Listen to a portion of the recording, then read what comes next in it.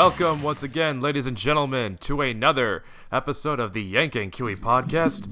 I am your host, the ever handsome and charismatic Brett. And I'm Sam, the one who talks a lot. But he's funny. Sure. I mean, yeah, sure. If you say so. I prefer not to judge whether I'm funny or not and leave that up to other people. Technically, I'm other people. Exactly. That's why I'm not arguing with you. Now, we have an interesting video today. Today's video, Sam and I are going to discuss why John Mayer does not in fact suck. Yeah, so,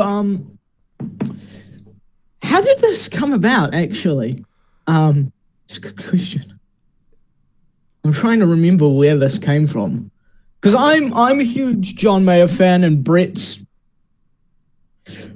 really associated him with Your Body is Wonderland. To be fair, most people even though, as with most people, you'd heard a few other songs of his, like you'd heard No Such Thing, and I'm going to guess you'd heard Waiting on the World to Change, and yes, that maybe I've heard it on the radio a lot of times. Yeah. Just never knew that was him till now. Yeah, and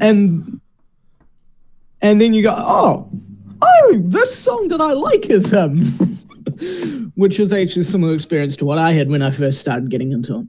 But somehow we got onto the topic of him and that song, and I was like, no, he's really good. Although I'd actually said that plenty of times. Oh, I'm trying to think. Oh, no, that's right. It was that live version of Changing. That I'm like, dude, you have to hear this. The guitar and this is fucking awesome. And I think that's where the seed kind of started. Yes, it is. That's where the seed for that kind of started. And then we were thinking, what can we do for episodes? Oh, let's do pick an artist, give them the other person the essential albums, and go through and see what they think. You know, an artist they haven't really listened to much of. And so we're doing this with John Mayer. And suffice to say, this was a very good experience for me. I honestly got to check out a guy whom you would not have otherwise. I had the wrong conception of John Mayer prior to this episode. Yeah, and a lot of people do before they actually really listen to him. And so Brett has for this gone through all of his studio albums. His solo albums. Well, that's all his studio albums. The Trio album is a live album. It is? Huh. Yeah. It's a cool one. But yeah, and so we're going to start by saying, kind of, talking about him in general. So Brett will give his opinion on him beforehand, what he thinks of him now. I'll talk about him, and then we'll go through the albums in order, and then do a ranking. Alrighty, so how I originally had my perception of John Mayer colored was Your Body is Wonderland. But the reason why it was like that was because I think where it began was back in the day when I used to watch Todd in the Shadows. Oh yeah. Yeah. Now, if I remember correctly, I haven't watched Todd in years.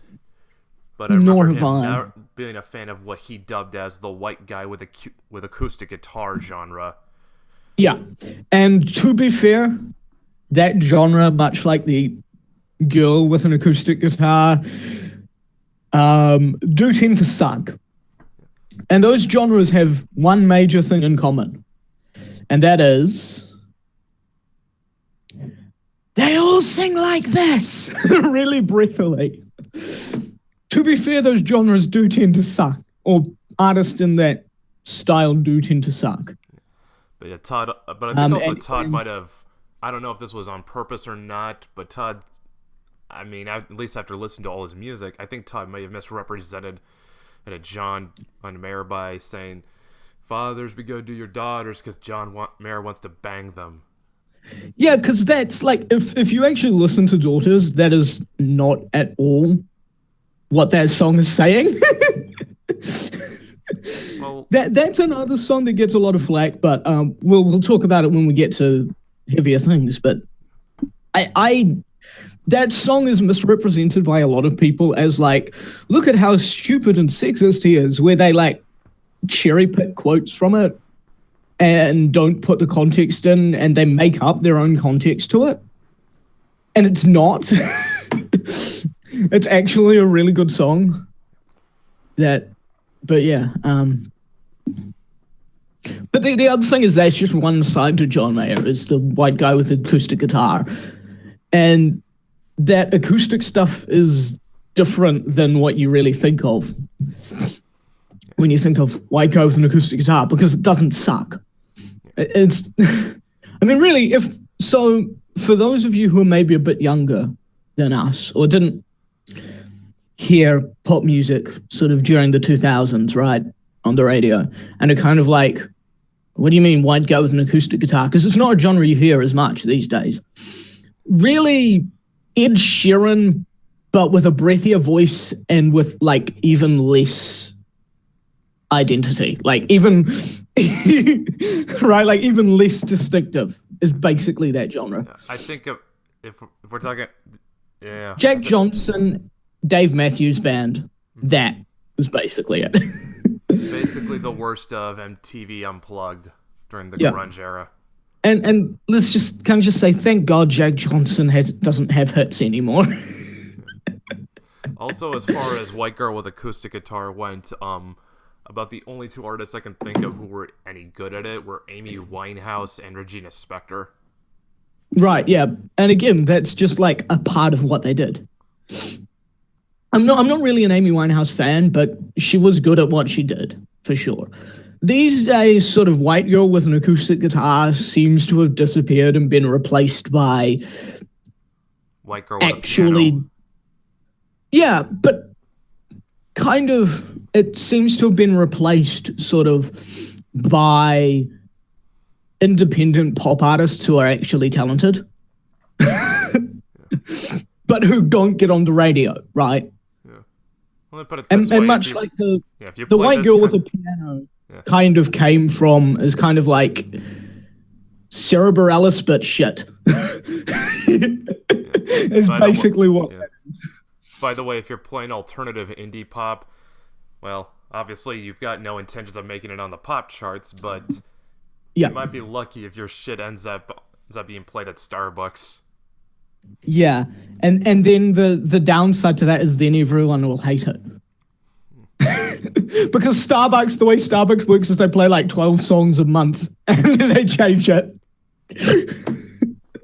Well, it feels like it because most of those songs, again, some of that stuff is really good, but much of it sounds really samey. Anyways,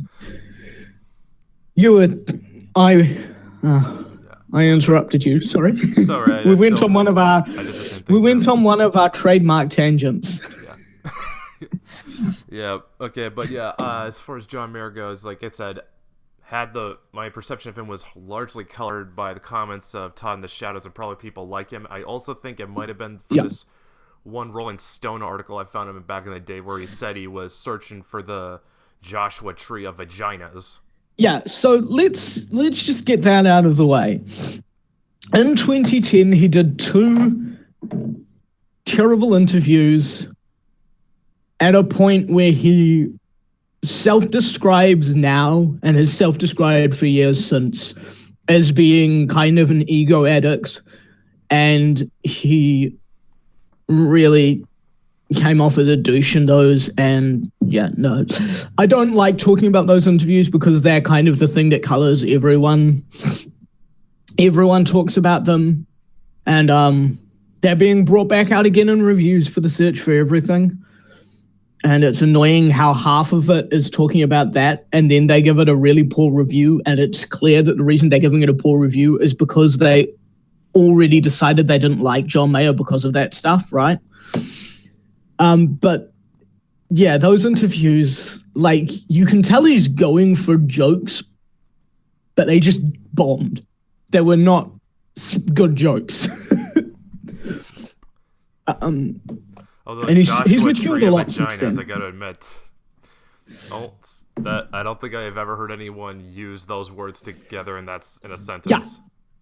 He's matured a lot since then to the point where he doesn't really talk that much on stage in this tour, and he's kind of said the reason why he doesn't do that as much these days and hasn't for a while is because he realized that there was a point, and it was around 2010 or so, that he was becoming bigger than the music, and that should never happen, right? Like, the artist should not be bigger than the music. And so if he's going to say anything, it's going to be something that's actually worth saying. But at that point, yeah, those interviews, like, I became a fan around the time of that, right? And that was definitely a case where you had to go, oh, God, no, fuck, why? Right, so like in 2010, 2011, you really, really had to justify being a John Mayer fan to your friends who weren't John Mayer fans.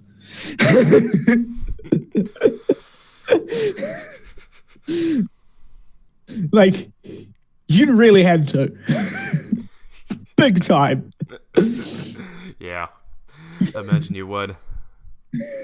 You had to go, yeah, he's a douche. Nowadays, I would say he's not actually a douche, and he was a douche at that point, but before and after, I would say he's wasn't really a douche, but Not even like with Metallica, where everyone pretty much unilaterally agrees that everything after the Black Album sucks, but hey, they at least had good albums before that.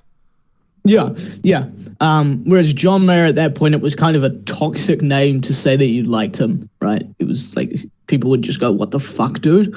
And you'd be like, "No, listen to this." And you had to put on inevitably something from the Weather Lighters live albums, so like that version of Gravity or something with awesome guitar playing, and they'd go, "Okay, he's a good guitar player. I still hate him, and I'm still not going to listen to him because he's such a douche." And it's like the example of Gravity, which I don't know if you've heard that live version of Gravity. I posted that on one of your things, something. I might have forgotten about it. And it's like 10 minutes long and has this just awesome guitar playing that's, it's expressive. It's just awesome, and it's this big solo, builds to this big solo, and just basically like everything he could do circa 2007. Which he can do more now. Yeah, which, if I can steal this show for a sec, this is what's going to make this particular episode interesting, because you are going to get two very different perspectives on music. It's like it's going to be like, Sam is not going to know this, but if you're in the States, you know what I'm going to be talking about when I say it. It's going to be like Mike and Mike in the morning. Now, on the off chance you don't, I'm talking about two sportscasters, Mike Greenberg and Mike Golick, who are very famous on ESPN radio, I believe. Now, what was interesting, what makes their dynamic work is that they have two different perspectives when it comes to sports. Greenberg is more the fan, where Golick, who actually had a career playing pro football, can actually talk as a player. And in our case, I'm only going to be talking as someone who just listens to music but has no real understanding of how it works. I mean, I know good music when I hear it, but I can't tell you why it's good as apart from perhaps a few surface virtues. Whereas Sam, who actually is a musician, I'm a guitarist. I sing a bit. I vaguely know theory. I used to know more, but I know enough to kind of know what's going on. So yeah, I get more of that. But yeah, exactly. But it really did get to the point where you could show them, look, here is a live version of a great song. It shows what he could do on guitar at that time. He can do more now. He's developed a lot as a guitarist and as a songwriter and as a musician since then.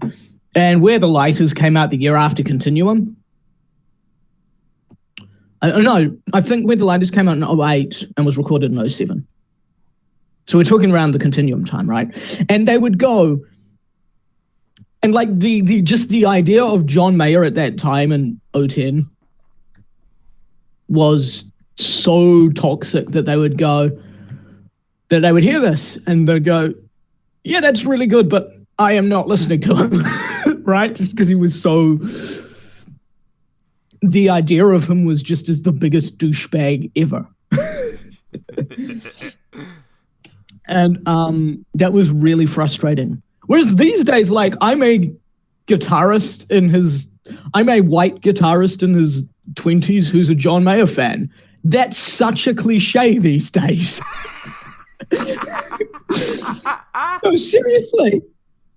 It's gotten to the point where, like, 70% of the people who talk about being a big John Mayer fan are white dude guitarists.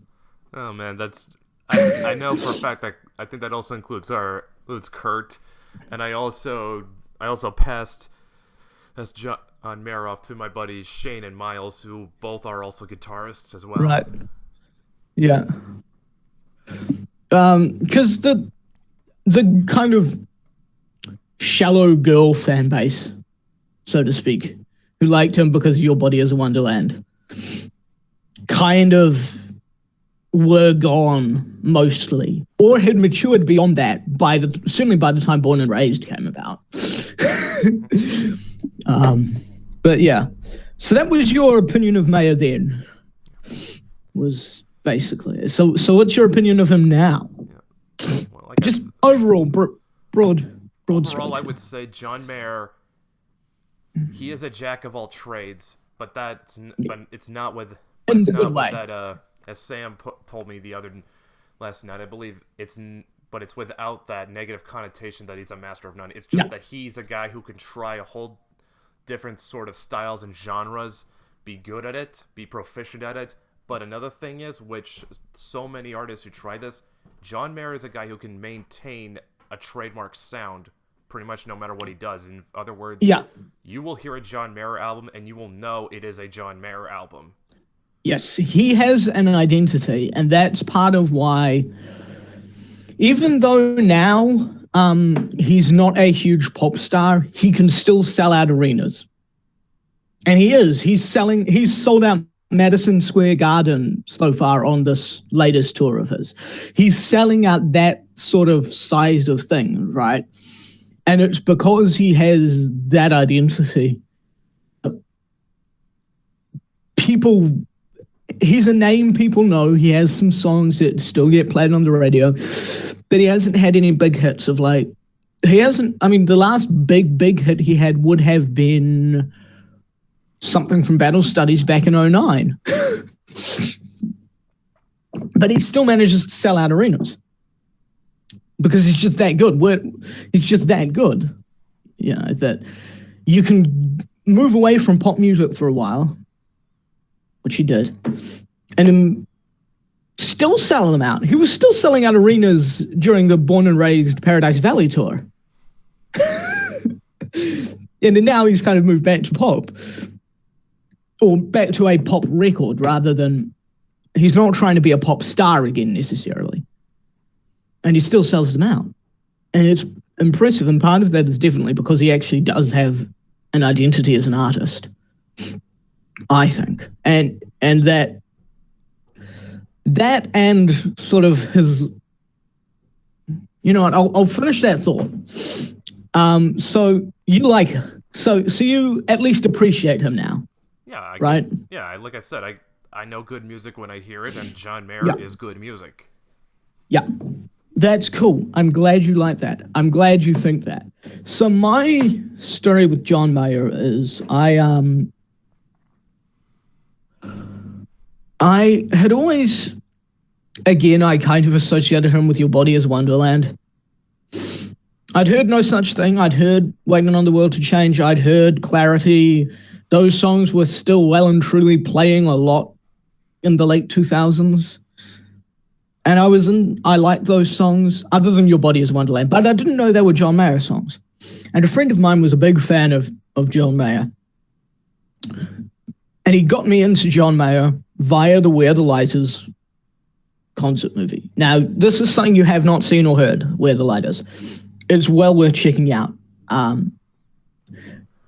But he showed me some clips from it, and I went, oh, this is awesome. This would have been about 2009, late 2009, early 2010, around that sort of time, I want to say. So I was in high school. I would have been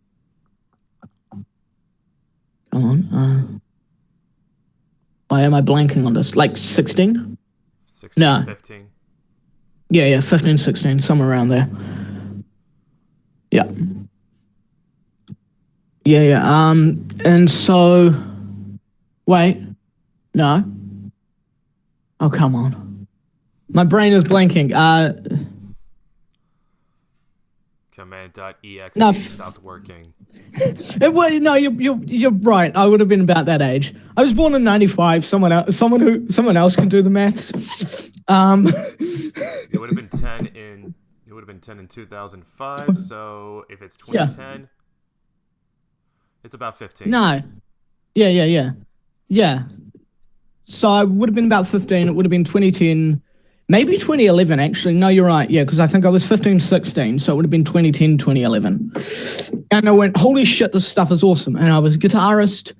I'd been playing for about a year or so. And I went, fuck yeah, this is the shit, man. Oh, maybe 2 years. But anyways, I went, this is the shit, dude. And so I got that album. I listened to that album, watched a concert movie, and then got into his studio stuff and went, oh, these other songs I like by him are really good. And I really got into him, and I listened to him a lot throughout high school. Born and Raised came out. I went, fuck yes, this is like, Jesus Christ, yes, this is the shit. Right? This is my fucking jam. Paradise Valley came out, and I didn't listen to Paradise Valley that much when it came out. I'd listened to it a few times. I went, this is really good. But what happened was that was 2013, I think, Paradise Valley. Or was it 2014? I think it was 2013. Let me check. Yeah, 2013, I want to say. Either way, at that point, I had just left high school, and I was doing a music performance course. And so really, contemporary music performance, 2013. And so what that was we had a bunch of genres that we studied, and we learned songs of them, and we performed them as band live, right? So I was mostly listening to music for the course that year. So I didn't listen to Paradise Valley all that much when it came out. And I kind of stopped listening to John Mayer for a bit. Because that happens, even with your favorite artists, you sometimes take a bit of a break from them. Or just you're not in the mood for that kind of music or whatever, right? And I still listen to him here and there, mostly the Where the Light Is album.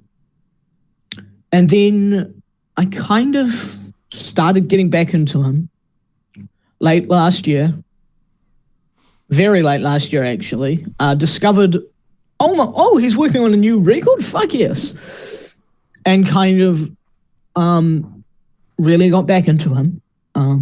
Went away. So we went away at the beginning of the year, me and my family, in early January, up to a beach house, and then up to Auckland for a couple of weeks. And I just, over that time, most of what I listened to was John Mayer, and I went through all his studio albums. And that's why I haven't re-listened to each album specifically for this, because I did it. I listened to all his albums multiple times as recently as January, and I'm still listening to his stuff, right? So it's all pretty fresh in my mind for what I think of it. And I just really rediscovered just how good those studio albums are. Because, if you take a break from something you love, be it a TV show, a book, a movie, whatever, right? Music, and you come back and you revisit it, and it's really good, you'll discover new stuff to love in it. And particularly with John Mayer's music, where it is, for the most part, intelligent music that's well written, well composed, lyrically is great.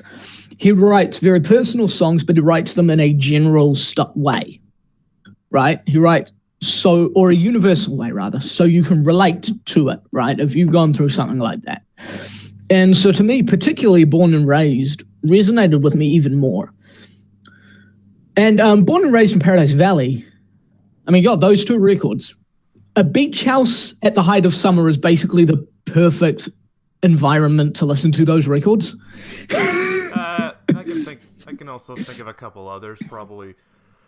Road Trip would be another. Road Trip, but, or my aunt's place down in New Mexico. Yeah, but you get the idea. Basically, it's very much summer Particularly Paradise Valley is quite a summery album, and he recorded that off in Montana. He bought a house out in Montana, and he recorded that album there. That's why it's called Paradise Valley. Yeah, and this beach house, it was kind of a bit away from anywhere. Like, there were houses there, but it was a bit away from the nearest town, which was kind of a touristy town, but still. So it was that kind of slightly isolated-ish sort of thing that made it really good for that. But what really resonated with me then was in an example of how you'll always find new stuff there if it clicks with you. And this is the thing, John Mayer's music, people either dislike it or love it. There are very few people who are just casual fans, because if it clicks with you, that lyrical style, that way that he writes very thoughtful, intelligent lyrics that you can relate to, the intelligence with which he approaches his music means there is so much for someone to latch onto and so much for them to relate to musically with it. And an example of this was, I was born and raised when I had first heard that album. What resonated with me was the music. But listening to it again, what resonated with me was that album is very much about being miserable and being kind of lost in life, not really being sure what you want to be, how all that stuff.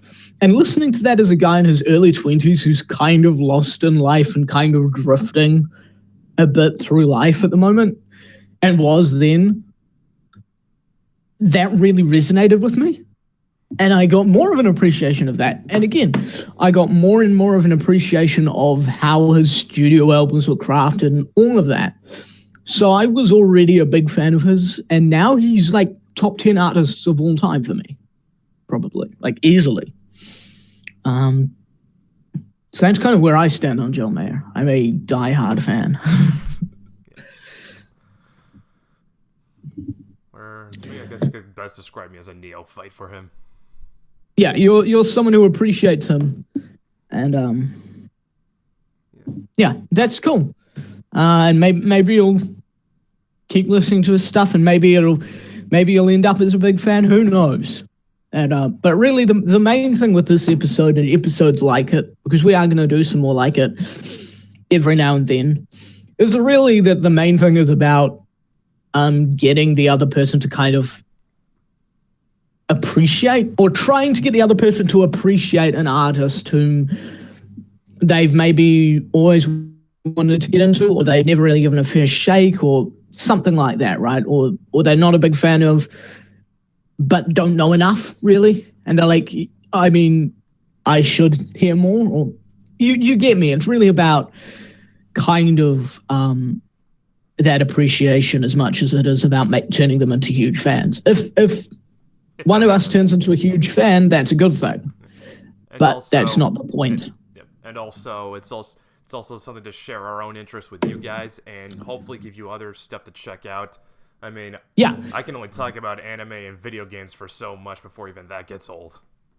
Yeah, so that's the thing, is we're kind of trying to, with this podcast, it is not going to just be one topic.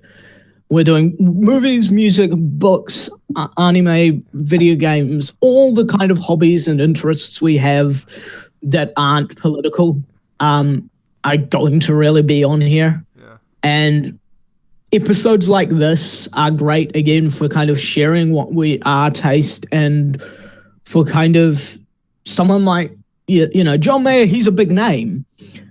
But the longer we keep on with that, or rather, it's not going to take long before we're picking some kind of esoteric, very niche, lesser-known artists, or artists who maybe had a song or two that got on the radio, and everyone thinks they know their deal from them, and maybe they're good songs, but they're not the deal. There's way more to them as an artist. And there's at least one person that I can think of who I think would be a great one to do an episode on. But really it is, again, us sharing with each other our taste and with you, and kind of hopefully it'll get some listeners into artists. So shall we start? Let's start with the albums, I guess. So next, first up is the debut, Room for Squares. Yeah, which was his first full-length album and his first LP and his major label debut. There we go. It took me a while to get out. And is still actually his best-selling album to date. As of July 2014, it sold over 4,484,000 copies in the US alone. Damn. Yeah. Although you might have had the luck of it coming out at the right time for the numbers to be that high. Yeah, well, it came out... Yeah, 2001. Mid-late 2001.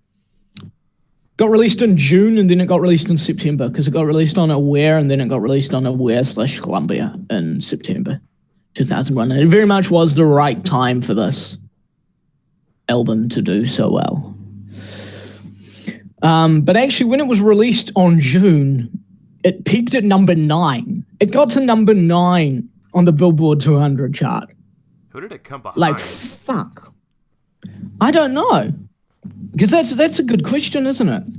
Let's look at Billboard Top 10. Billboard 200 for 2001. 2001. Yeah, let's look at this. Billboard 200 2001. Oh, we need the the top selling. Oh, dude, here's something funny. What? The top selling album of 2001 was Hybrid Theory by Linkin Park, and it didn't get to number 1. Wow. On the Billboard. How? Okay, so let's look at let's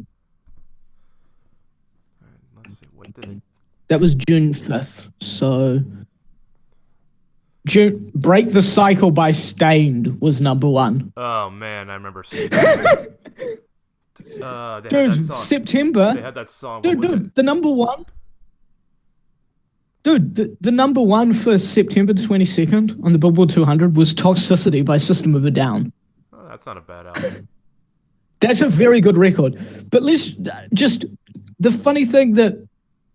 And Lateralis by Tool was the number 1 June the 2nd. Oh, that's not so you have Tool... You have Tool and System of a Down sharing with Creed... So which had later in the year. So in other words, we're still kind of in the middle of the new metal, alternative metal, post-grunge phase of pop music. With Creed and Stained and Blink-182. Oh, pop punk as well. By the way, here's the deal with Tool. Tool are bigger in New Zealand than any other country in the world. Huh. Yeah. So here's the deal with New Zealand music. Hard rock and metal and reggae will always do well here if it's at least decent. I say at least, well, not even then, because Disturbed are huge here, and Disturbed aren't very good. Mostly because the singer goes, "Ugh!" at the end of every line gets really old. But yeah, Room for Squares. So this is kind of, I guess, where he's the most white guy with an acoustic guitar. But even here, there's more to him than that. This one's got No Such Thing, Why Georgia, My Stupid Mouth, Your Body is a Wonderland, Neon, City Love, 83, Love Song for No One. Wait, no. 83, 3x5, Love Song for No One, Back to You, Great Indoors, Not Myself, St. Patrick's Day, and I'm missing one other one. No, I'm not. Never mind. Yeah, so my mistake was I was reading the original release. Because when it got released on Columbia, it got some extra tracks, including 3x5, which is a great song. And I'm trying and looking because it says there's 12 on one and 14 on the other, but I can only see one added song. Dude. That's all I can see. What the fuck? Sorry, it's that was something with my browser. Oh, that's why. Dude, on Wikipedia, they've got it misnumbered. They say 1, 2. They put 14 instead of 13 for St. Patrick's Day.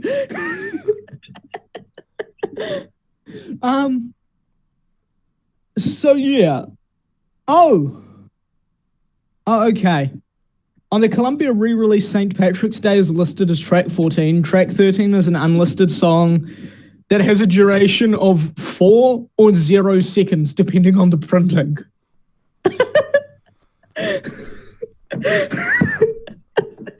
That's just bizarre. So yeah, Room for Squares. Do you want to start on this one? Yes. Okay, I will say this about Room for Squares. For a debut album, it's very solid material, although I would say it's probably his most inconsistent album. Yeah, so my deal with this is it's pretty much what you want a debut to be, in a way, in that it shows bits and pieces of what you can do, and it's kind of pretty good for the most part. It's a solid debut, but I do have a couple of issues with it. Your Body is a Wonderland would have been better not to have been on it. And I'm still salty that while No Such Thing, Neon, and I want to say 1 or 2 others made it onto this that were on his EP that he released before, Inside Wants Out, that he never redid versions of Quiet and Comfortable, which are 2 of my favorite songs. They should have been on there instead of Your Body is Wonderland. And instead of, you know what, I'm not sure what else, but they should have been on there instead of Your Body is a Wonderland. But yeah, it's a solid album. Most of the songs are just good enough to not be filler, to be good, and to make for an enjoyable album. It's got enough highlights that it sticks with you and you go, this guy's got real talent. There's something with him. So, in that sense, it's a really good kind of way to do a debut, Yeah, I would say the best song would be Why Georgia. Yeah, so for me, the best songs on it are definitely Why Georgia and St. Patrick's Day. I think they have the best lyrics, they're the best musically. I also really love 3x5, Neon, although the live acoustic versions of Neon are better, and No Such Thing is also great, but yeah. Worst song? I don't think you guys need us to tell you what the worst song on this album is. It's Your Body is a Wonderland. And an interesting thing about that song is he stopped playing that song live for years, and he's just started playing it again a couple times on this tour. And listening to tapes, he kind of prefaces it with this interesting thing where he says that song, he wouldn't have written that song at the time if he didn't think it was good or something worth saying that reflected him at the time. And he's kind of like, I'm not sure what that is, but obviously I must have done that, right? And he goes, and he stopped playing it because it became that punchline and it didn't represent where he was anymore as a person. He'd kind of outgrown it. And he said, but then he kind of realized that with a song like that was that big, at a point it kind of stops being a song and starts being a memory for, the fans of it and for him of where he was then. And he goes, so that's why I'm playing this now. And so it's kind of clear that he doesn't really think it's a very good song, but he's playing it kind of because of nostalgia for the thing that made him a shit ton of money. And you know what? I can't blame him. And he did say, I hope all the musicians here have a song that becomes a cultural punchline because they make a lot of money. And so it's kind of a way of going, you know what, I know you guys, some of you guys really like this song, so I'm going to play it for you, but okay. I kind of like the way he said that, But yeah. I don't know. I think Room for Squares, it's a solid album. It's not a great album, but it's solid. And the songs on it that I mentioned as favorites. Oh, City Lover's a favorite as well. And all those songs are great. Or the ones that I mentioned are great, other than Your Body is Wonderland, obviously. But we mentioned that as a shit one. But yeah. Now, the other night, I linked you some stuff that he had never released in studio versions, but they were fan favorites. Did you give those songs a listen in the end? I must have forgotten to. Okay, that's cool. Just because this would have been the time to talk about Covered in Rain if you had listened to them, since that came out in between. But no, so we'll go to Heavier Things then. Yes. All right, I'll start with this one. So Heavier Things is, I love this album. This is his first great album, although Continuum was the first one where everything clicked. And what I'm getting at with this is Room for Squares came out in late 01. It was super popular. He did big tour. Heavier Things came out in September 03. It was rushed. He was writing and recording on tour, and it shows in the production. It very much fell victim to the overly compressed sound wars, right? Volume war. Volume wars? There we go. It is too compressed. Basically, when they compress the fuck out of it in production, and the dynamics and volume are lost. The loudness wars, that's what it was a period where in the 2000s they realized that actually people, if the music is loud, people are more likely to like it. So they just cranked everything up till the loudest it could be in production, which is why a lot of albums from that time and a lot of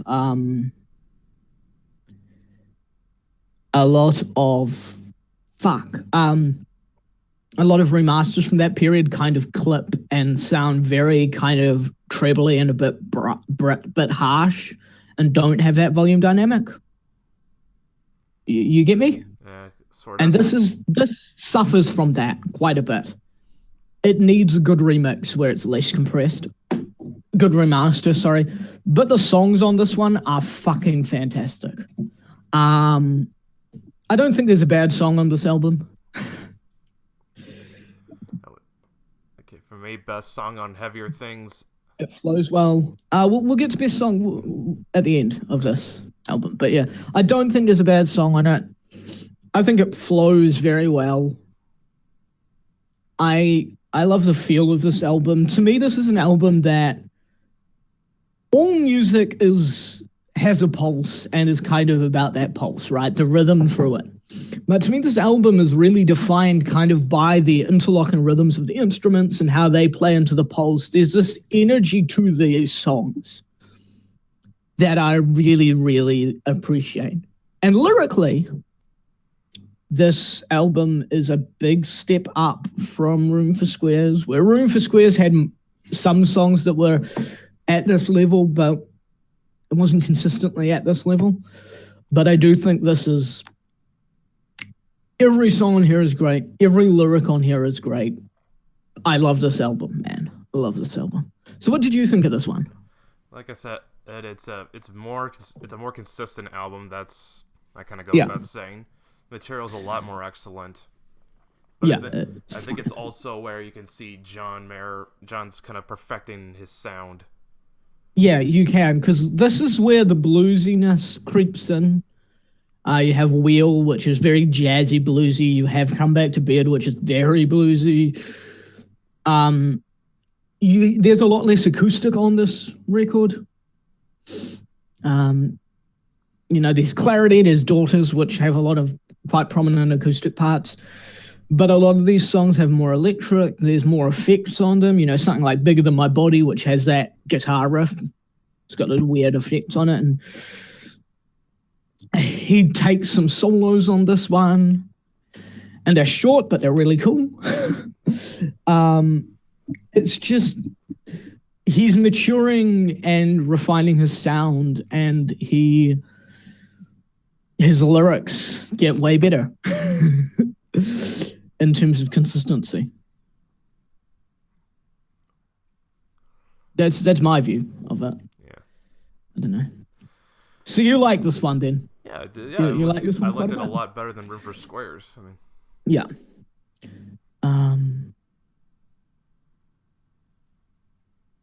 Yes. But yeah, no, I. So interestingly enough, Clarity apparently wasn't that huge in America. Well, the pop charts are a lot more competitive than out here. Yeah. Okay. So here's what happened. Okay. So it peaked at number 13 on the Billboard Adult Top 40 and 25 on the Bubbling Under Hot 100 Singles, whatever that means, chart on Billboard. So it did all right, but it hasn't done as well as it. It did really well here, and you still hear it on the radio sometimes. Yeah. It's a great song. It's a really calming song to me, kind of soothing, which actually fits because he says that this was a song written about the first few seconds after waking up in the morning when you don't remember, problems or worries in your life. And it was kind of his attempt to kind of describe what that song means or describe that feeling. And so to me, this song, it's really relaxing. And it was one of the highlights on it. So yeah. I mean, my highlights are Clarity, Come Back to Bed, and Wheel. But everything here is great, and I at least like all of these songs a lot. Yeah. I would also say the best song on the record is Clarity. Now, I would say the worst song though is a tie between Split Screen Sadness and Daughters, but that's not saying they're bad songs, more that they're slightly less your thing. Yeah, they're more. Yeah, they're kind of they're a bit weaker than the rest of the material, is what I'm saying. I think they're both very good songs. Split Screen Sadness. Some people have said it feels like it needs a bit more refining. I kind of get that, but again, I like it a lot, and it's got a really great, catchy melody. Daughters gets a lot of flack from people who want to hate John Mayer, who take its lyrics out of context and kind of create their own context and try to make it into, oh my God, this douchey, sexist prick. It's like, but that's not what this song is at all about. That, however, was not why I disliked the song. More that I found it a bit too slow-paced. Yeah, and that's fair. That's fair. I like it a lot. I like live. There's the live version on Where the Light Is better. But yeah, it's a really good song. But yeah, for me, Wheel, Come Back to Bed, Clarity. Clarity is one of those songs where once that ooh, ooh, ooh, that bit is stuck in your head, it will never be fully out of your head. That is and in the best possible way. So then we have Heavier Things. In between that, he did the trio, which we're not talking about. And then now we get to Continuum in 2006. Yeah. Now, according to Sam, this is considered by most of his fans to be his best work. Yeah, and I'm a bit of a dissenter on this one, where it's a great album, and it's where everything clicks, and that the songs are all great. The production, this is where the production clicks, right? It's very crisp, it's clear, it's very warm. It's a great production for this album. It's produced well. This album this is where he really embraced the blues pop sort of funky side to him in his solo work. In fact, I would say Continuum is pretty much where he's pretty much perfected his sound. That side of his sound, yeah.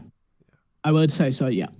And in fact, I think this is because of my dad. My dad is a massive Eric Clapton fan. He had a Best of Clapton album that he played in the car a lot. Yeah. And I will say that Continuum is the bluesiest, probably the most Clapton-esque album. And in fact, Sam, if you could. Yeah, so Mayer is a huge fan of Clapton, particularly the Journeyman era Clapton. So that late 80s, early 90s, Journeyman, 24 Nights, that kind of era. And it shows. Mayer's big blues influences are Clapton, Stevie Ray Vaughan, and B.B. King, right? And those all show on this one. My biggest issue with this album really is that a lot of its strongest songs are way better live. So something like I Don't Trust Myself with Loving You, Belief, or Gravity, or Slow Dancing in a Burning Room, or even in Repair. He adds he improvises the fuck out of them live, right?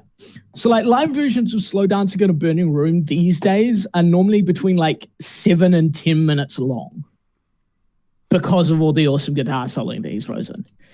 Live versions of In Repair are normally around that same period of length as well. Gravity gets to be, like 10 minutes long easily. And I like this album. I like this album a lot. But I don't know. It does kind of suffer from the fact that I heard like half of these songs first live in live versions to me.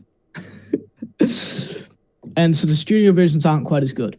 But that said, this is a killer album. It flows really well together.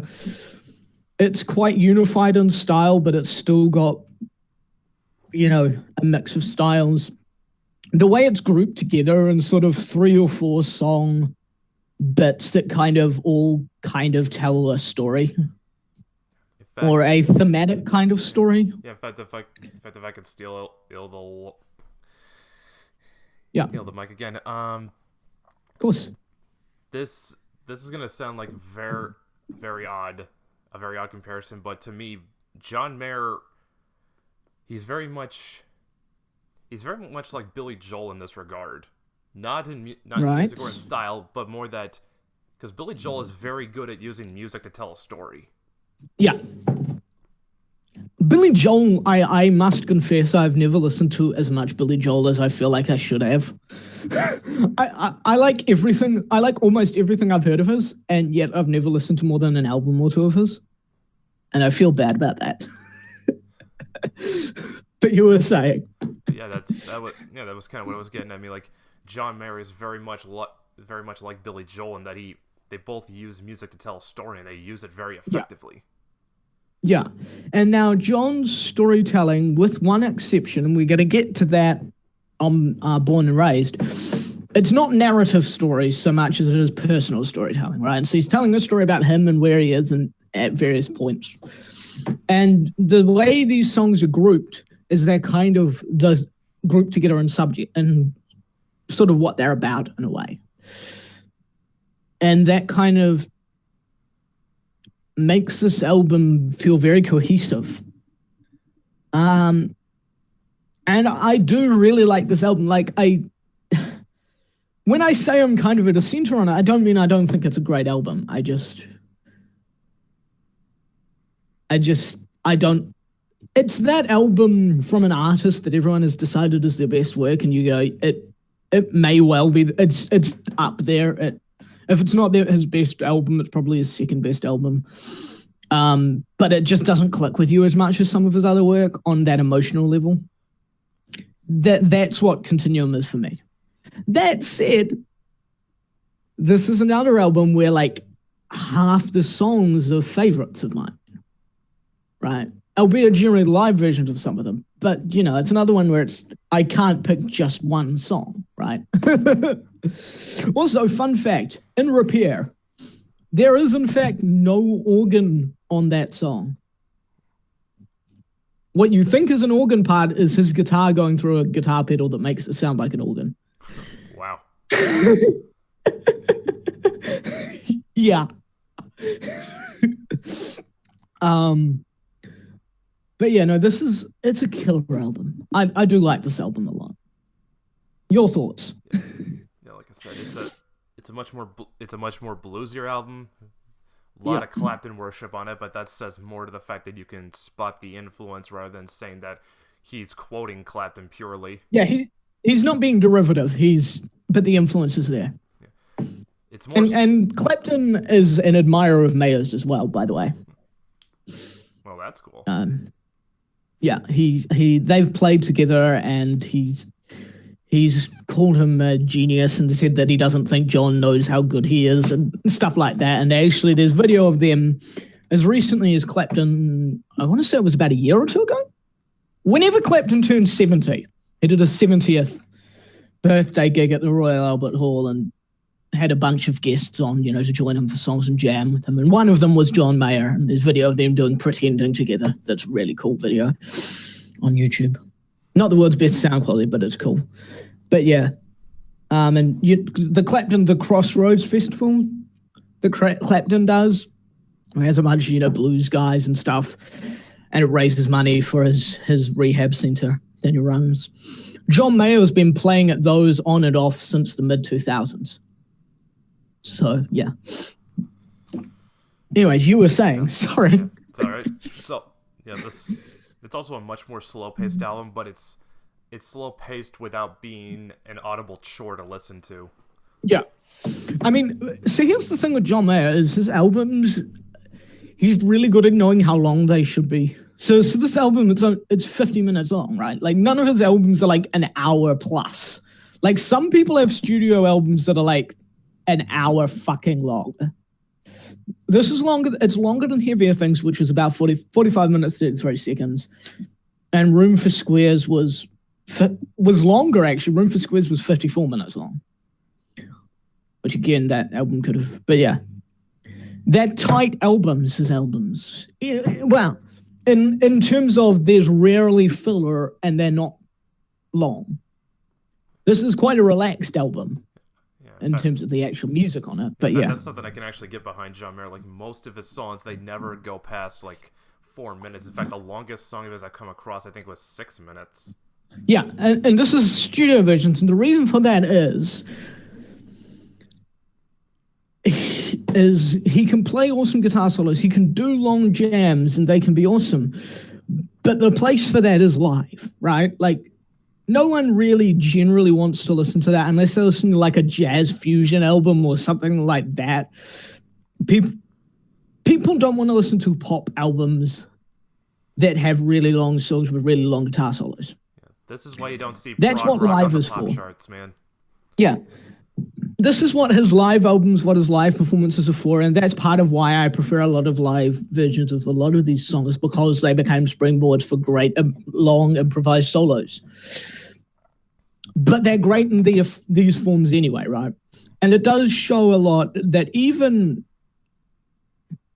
that he's intelligent enough about his music to be able to subsume that sort of ego and go, no, and play for what the song needs, right? And there's a song on The Search for Everything, his latest album, called Helpless, that before that song was released, like a few months before, he had a video of him playing the outro solo of it on Instagram. And everyone heard that, and they were like, oh my God, that solo's so awesome. When's it going to come up? And they heard it on Helpless. And they went, wait, but he starts to fade out right when it gets awesome, in the video. And people actually got mad about it. And it's like, no, but the thing is, he started to fade out there right when it was really building to its biggest. Because that's when you want to end it in a studio song. That's when you want to do the fade out in the studio version. Live, you can go bigger and bigger and bigger and do all that. And so it kind of shows that he writes for the music in a lot of cases. And he uses his talent very well for the good of a song and an album, I think. All right. Moving along. But yeah. Best songs. Dude, we haven't talked about our songs.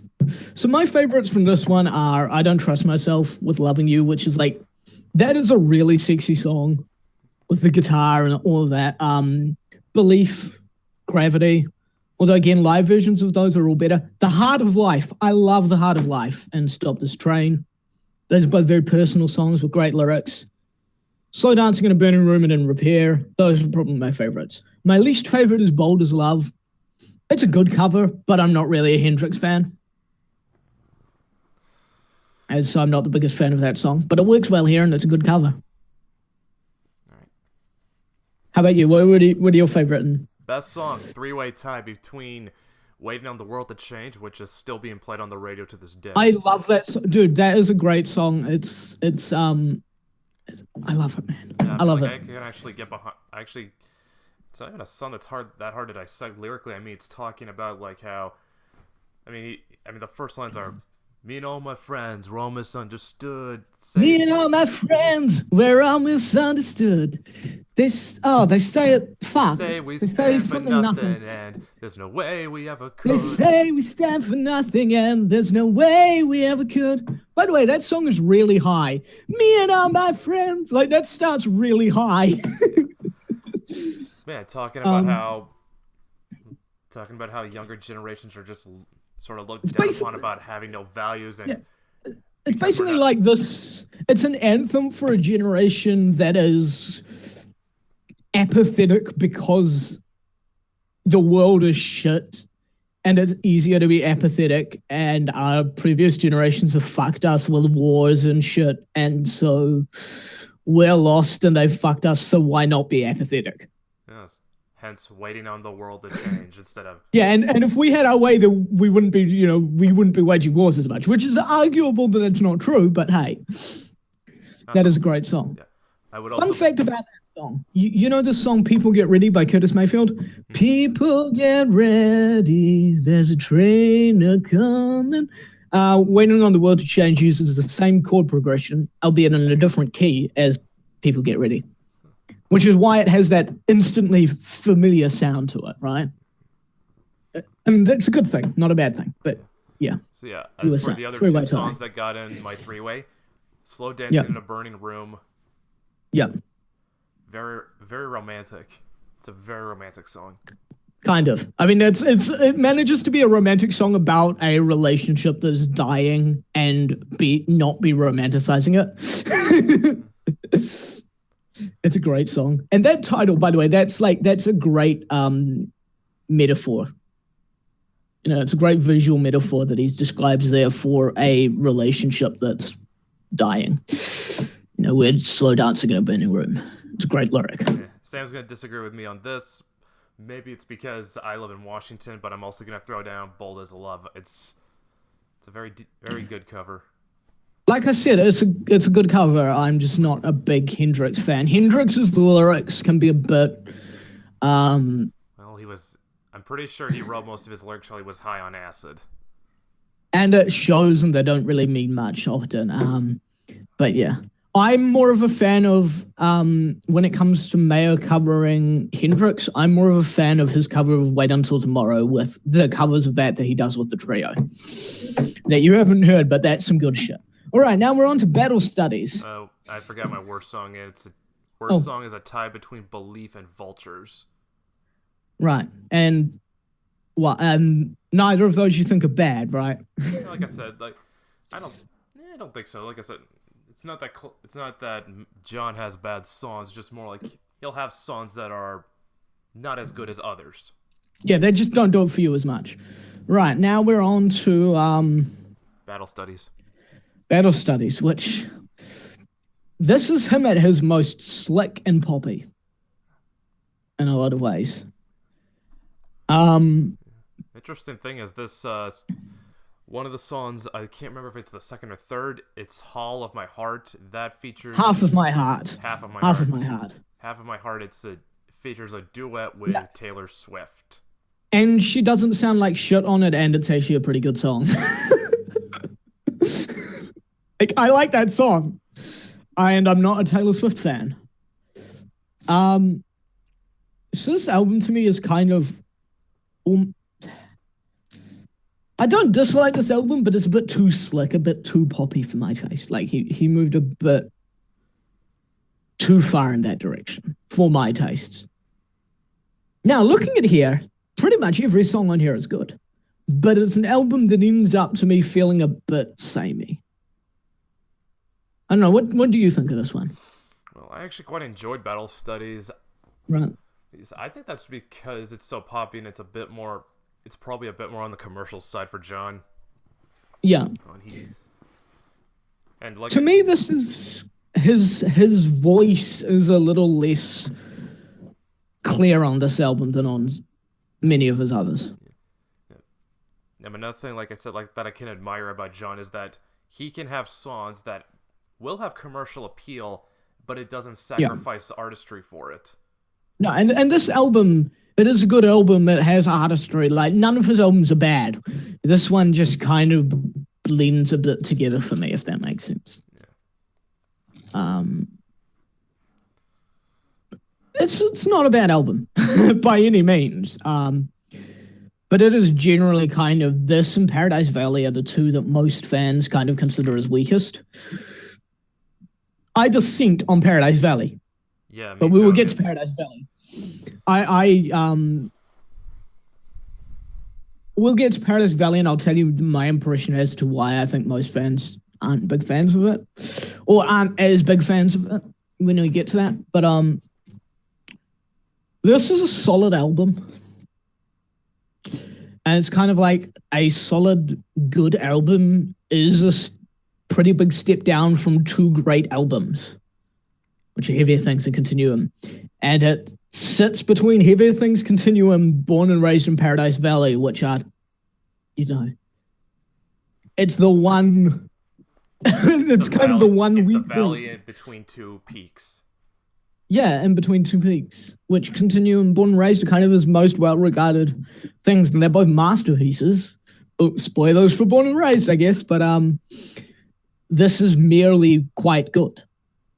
And that's not a bad thing. It's an indication of how good John Mayer is that a quite good album is, like, weak for him. Because most artists who are good, quite good is, like, their average level of quality of their albums, right? Yeah, let put it this way. If you guys want another example, just take Motorhead. I would say Motorhead is a band that never had a bad album, not even once. Right. But if I'm being honest, you got their two biggest peaks were with Live at Hammersmith, right? No, not quite. Their two. Oh, you're just talking studio? Yeah, just talking studio. Motorhead's two biggest peaks were Bomber, Overkill, Ace of Spades, and then later there was Inferno. I'm trying to remember what it was one. I'm trying to remember what the one between Inferno and Motorizer was. I can't remember its name. I'm not much help. I never listened to it. Kiss of Death. That was it.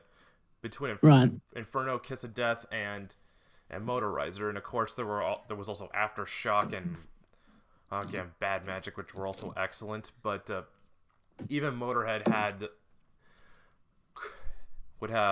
some albums that were weak by their standards, and those would be like their debut album, and I would say 1916. Right. I never listened to as much Motorhead as I should have, honestly. But yeah. So I think it's kind of about it, other than the best and worst songs for this album. I don't have much more to say about it. Do you? For me, best song, Assassin. Very creeping, very slow-paced, but I like Assassin a lot. It's quite well paced. It's got a great melody. It's got great tension to it. The kind of the wood blocky part in that, that's going in there is really cool. It's got a great guitar solo. For me, the clear winner is Edge of Desire. That song lyrically is a masterpiece. It's got great melody. It's got great guitar solo. I mean, it's just got so many great lyrics to it. For me, worst song, Who Says? I think I'm gonna go with that, yeah. But the other best one, but so Edge of Desire I think is clearly the best, but Friends, Lovers or Nothing, Perfectly Lonely, War of My Life, Heartbreak Warfare, and Assassin are pretty big standouts as well. So again, there's a lot of really good songs on here. It's just, I don't know, it's by no means a bad one. And now, by the way, if you want to get mad,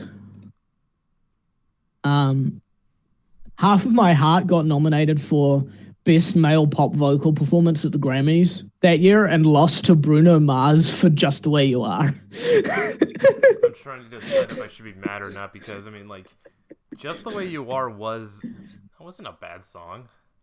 No, it's kind of a mess song. Like, Bruno Mars has put out some good stuff, but it was later than that. Like, the album that Treasure is off of is a pretty solid album. What else? Bruno Mars is a guy who he's got a lot of talent, but not all his stuff works for me. And he's a very good singer, but yeah. Yeah. I'm trying to think. There was that one song that what was that one song Bruno did with B.O.B. back in the back when he was first starting to break it big. That's a pretty good song. I can't remember the name of it. Wish I could too. Well, I could if I Google. Yeah, all right. Bruno Mars, B.O.B. I'm Googling. I've done it already. It is Nothing on You. Yes. That's a pretty good song, actually. I'll give you that. I totally forgot about that. But enough about Bruno Mars. Let's get back to John. Yeah. Yeah. Now we come to his masterpiece, in my opinion. The album where he kind of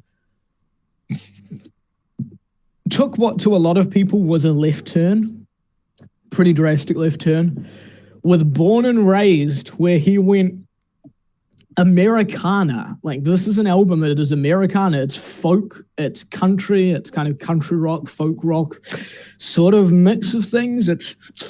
So what had happened was, at the time, he'd been listening to a lot of Bob Dylan, Neil Young, David Crosby, Stills and Nash, and Grateful Dead, who were a big influence on him. And he went, I want to try my hand at this stuff, sort of style. And he did so. And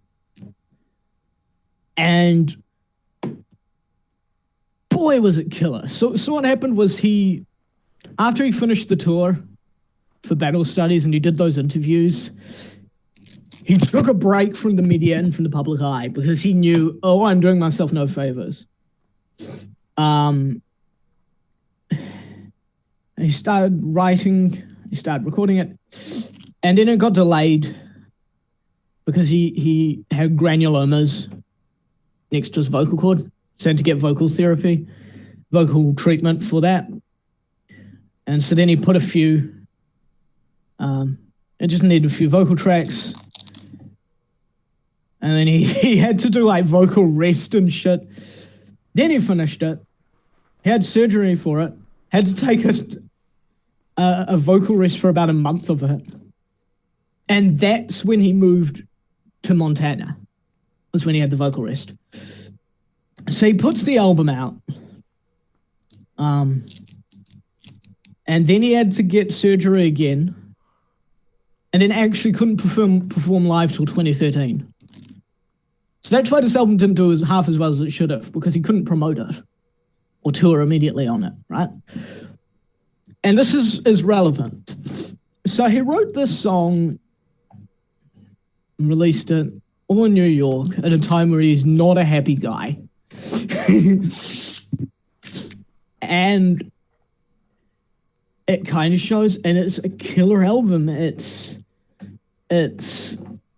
God, it's a great album. This is his masterpiece, I think.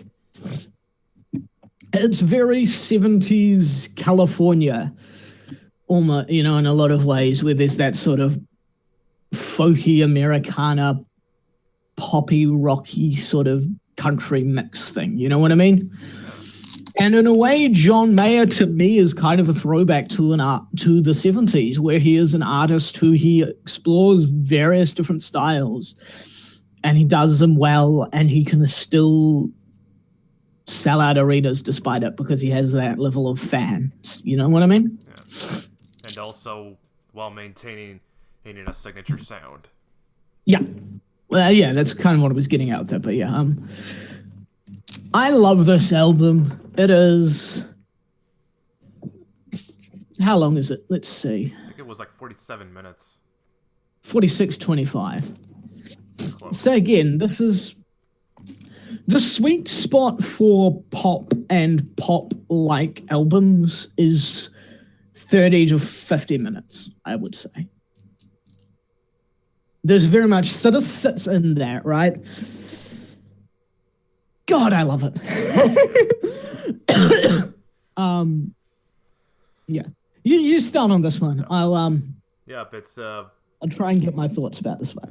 It's a very place. Like I said, as Sam pretty much said, this is a much more folkier, much more country sort of record. And John spent a lot of time definitely listening to guys like Crosby, Stills, Nash, Grateful Dead. I also would not be surprised if he's also thrown in like a little bit of country in there. In particular, I would say, I'm not going to say Johnny Cash, probably more Bakersfield country. I'm sure he was listening to some country there. He definitely was with Paradise Valley. But like I said, he's more. I'm not thinking Johnny Cash country, more like Bakersfield country, which was guys like Merle Haggard. Yeah, Merle Haggard. Here's a laugh for you. Looking at the reviews on Wikipedia, one of the websites that gave him one of the highest ratings gave this album one of the highest ratings was one called Absolute Punk, which gave it a 91%. Absolutely. Yeah, I wonder what their bread and butter is. Yeah. And they gave it a 91%. You'd think a bunch of punk fans would go, this is too mellow, fuck this album. Oh boy. But yeah. But no. But yeah. I would say I'm going to be with Sam on this one. This is his undisputed masterpiece. This is probably where his talent peaks. Like it's also a much more darker affair in the lyrics because this is a guy working through a lot of issues. Yeah. So this is his darkest album until The Search for Everything. So this song, it is a guy trying to find himself. It is, I mean, he sings about so much. You know, his parents' divorce is one of the features in the song. There's a lot of looking back to his childhood, like in If I Ever Get Around to Living. There's a lot of, it's clearly the record of a man who is lost and who is trying to find himself and is dwelling on the past a bit too much, right? I mean, really if you don't believe me that this album, anyone who's not listened to this album and doesn't believe me that this John Mayer put out an album that is just about him being miserable, or that is often about him being miserable, just look up either Whiskey, Whiskey, Whiskey or Born and Raised. Right? I mean, Whiskey, Whiskey, Whiskey, the opening lyric to that. And he said recently, so after The Search for Everything dropped, he did a Facebook Live, Q&A, and he said, Whiskey, Whiskey, Whiskey, that opening line, when we pick up in New York City, I'm trying to find the man I never got to be. That lyric, he said, is basically where he was at the time when he started writing and recording that album. And it shows. You know, it does have some feel-good songs, you know, something like Olivia, which is a song that he wrote about Olivia Wilde. Yeah, whom he apparently has a bit of a crush on, or had a crush on at the time. If you guys don't know who she is, she played 13 in House is what I know her from. Yeah, she was on House, and that's probably where most people are gonna know where she's from. But yeah. Another thing I want to give credit to John is that he puts out a record that it's darker lyrically. The lyrics, the subject matter is a lot more. It deals with a lot more heavier themes. But the thing is, he makes a record that deals with darker themes like depression, loss of innocence, etc., etc. Being lost, all that, yeah. He does it with sunny music. Yeah, he does it without being without the song sounding overly depressing or morose. Yeah.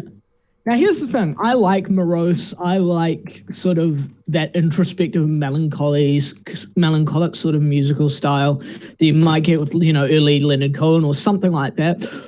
But that wouldn't fit with John Mayer. Like, as an artist, if he tried to do that sort of thing, it wouldn't quite feel right, I think. And so this way of combining those two styles, it's great. You know, he's telling sad, unhappy stories. And now, I should say, if he did a whole album of that, because Born and Raised is that kind of melancholy, right? And that's one of the best songs on it. That for quite a while was my favorite John Mayer song, was Born and Raised. This also has what is up until until The Search for Everything came out, his lyrical masterpiece, which is Walt Grace's Submarine Test, January 1967, which the lyrics to that song are incredible. That is a narrative song, and he's never done that before or since, really, in the terms of telling a narrative that's external to himself. And it's brilliant. But this whole song, there are so many great lyrics. There are so many great melodies. This whole record just... I'd easily put this in top 20 records of all time. Easily, if not top 10. For me. And now when I was saying that he does it without sounding overly depressive or morose, I mean, I'm thinking stuff like The Cure. He's not Lana Del Rey. Or The Cure. The Cure, yeah. Or or the stuff that Kurt Cobain recorded on In Utero, or... Oh, yeah. That's sort of where it feels forced. That kind of late 80s, 90s sort of dourness that feels forced. Yeah. And I hate that. I like melancholic, sort of that introspective, sort of cerebral kind of melancholy. You know, where you get all introspective and a bit melancholic. And that feels more genuine to me than a lot of... I don't know, I hate that dourness that late 80s, sort of 90s had a lot of, where it always feels forced to me, almost always, you know, like fucking Nirvana. Like, I know Kurt Cobain suffered, but that doesn't mean that it doesn't ring hollow when he sings about it to me. You know what I mean? Yeah, well, I think the thing is just, I think what Kurt's problem is just that he was just so locked up in his own head. And let's face it, the heroin was not doing him any favors. No, nor was Courtney Love. And also, I think if I remember correctly, he also may or may not have struggled with bipolar disorder. Probably was. By the way, speaking of him and Courtney Love, did you know she used to wake him up by inserting needles into his urethra? Oh my god! I'll say this much. That would probably wake the guy up. Yeah, she woke him up via sounding. Yeah. That's the name for that fetish. Oh my god! But yeah, like I said, you take a guy who's urethra gangbangs. That's a Doug Stanhope reference. Have you ever seen that? But he's talking about internet porn, and he's like, they say, you know, they talk about child porn like it's really easy to stumble upon. He's like, I've spent a lot of time on porn sites and found some really fucked up shit. I've never come across fucking child porn. I've come across urethra gangbangs, but I've never come across child porn. Or something along those lines. Yeah, oh my god. But yeah, like I said, with guys like Kurt Cobain, like I said, it's a guy who's likely struggling with mental illness. He's got drug addiction. And the guy's very much locked in his own head and can't see any like light at the end of the tunnel. Yeah, John Mayer, I mean, like you can tell he's depressed. You can tell he's struggling with problems. But obviously, he's not dealing with substance abuse. At least, probably not on the same level as Kurt Cobain was. And this is something we'll get to again with The Search for Everything, which is again that's the album of a guy who is not happy, and again he's intelligent enough to, or has perspective enough, which is interesting because he's described himself as being a self-centered person, not a narcissist, but someone who lives in his own head a lot, right? And that's how he's able to write the songs he is. But he's clearly someone who does, kind of like me, who does that, because I do that, but has perspective on things, right? Yeah, and that really comes through in this. Yeah, that's the biggest difference between John Mayer and Kurt. John can see that there's a world outside of himself. Kurt can't. Yeah. God damn. This is why people who aren't listening to this podcast are missing out. Yeah. We do an episode on John Mayer and manage to contrast John Mayer's music when he's miserable and Kurt Cobain's music when he's miserable. And also, like I said, I don't know this for sure. You can probably back me up on this. But I guarantee you, if John Mayer has any substance abuse problems, it's nowhere near the level of Kurt Cobain's. As far as I know, He drinks and he smokes pot, and that's it. And he avoids stoner culture. He's like, I very conscientiously, I enjoy smoking marijuana. I hate stoner culture. I don't engage in that crap. Basically, I'm on that. That's it. As far as I know, that's all there is to it. He doesn't do heroin. He doesn't do cocaine. He doesn't do any of that, as far as I know. And as far as you know, he's also never had to go to rehab. Yeah, as far as I know, yeah. Never had to go to rehab. Never had to go to Alcoholics Anonymous. Yeah. Yeah. And, you know, he had no problem stopping drinking for ages. You know, when he had the vocal problems and stuff like that, he had no problem with any of that, as far as I know. So, yeah. God, this album, though. Man. This... I'm not going to even bother naming a best song. There isn't one. You throw a dart. Every single song is amazing. Yes, exactly. I mean, so highlights for me are like, I love Walt Grace's Submarine Test is his best song lyrically, probably. A Face to Call Home is also a brilliant song lyrically. It's almost Dylan-esque. A Face to Call Home. I mean, the opening lyric, I have to quote that because it's such a great lyric to A Face to Call Home. I am an architect of days that haven't happened yet. I can't believe a month is all it's been. Right? Like, that really sets a scene. And that's something John is great at, is opening lyrics. The first line or two of his song really fucking is what should grab you into a song, right? And he does a great job of that with this album. And he's Born and Raised, where, you know, he has, what's the lyric that I'm thinking of? Which, that's the one where he talks about, where he mentions his parents' divorce, and his line, I've got a mom, I've got a dad, but they do not have each other, which is a great lyric. Again, very simple lyric that really gets the heart of it. And that's something he's really good at, is simplicity that's clever and really gets to the heart of it. But it's not like overly, doesn't try too hard. But yeah, you're right. I mean, it's really hard to pick songs from this one. Yeah. And don't even bother asking me what the worst song is. There isn't one.